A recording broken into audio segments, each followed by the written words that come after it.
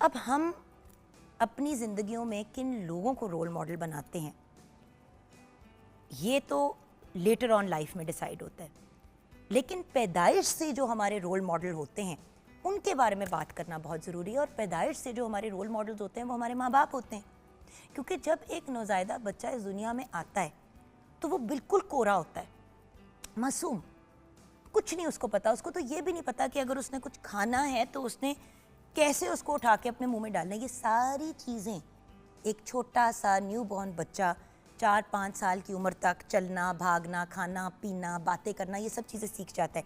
कैसे सीखता है? उनसे सीखता है जो उनके इर्द गिर्द होते हैं। और सबसे ज़्यादा एक बच्चे के इर्द गिर्द कौन लोग होते हैं? माँ और बाप। अब माँ और बाप का औलाद के लिए रोल मॉडल होना कितना ज़रूरी है ये तो अपनी जगह है, लेकिन रोल मॉडल बनना कितना ज़रूरी है। देखिए, माँ बाप रोल मॉडल्स हैं, ये तो एक अंडरस्टूड बात है, लेकिन क्या वो रोल मॉडल्स बनने की कोशिश करते हैं? अब बनने की कैसे कोशिश करें?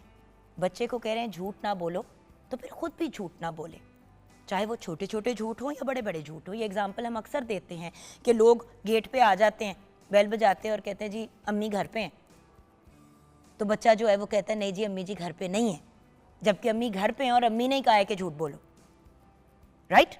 अब उन्होंने ये तो नहीं कहा कि बेटे जाओ और झूठ बोल दो, उन्होंने ये कहा कि बेटे उन्हें कहा अम्मी घर पे नहीं है, लेकिन है तो वो झूठ।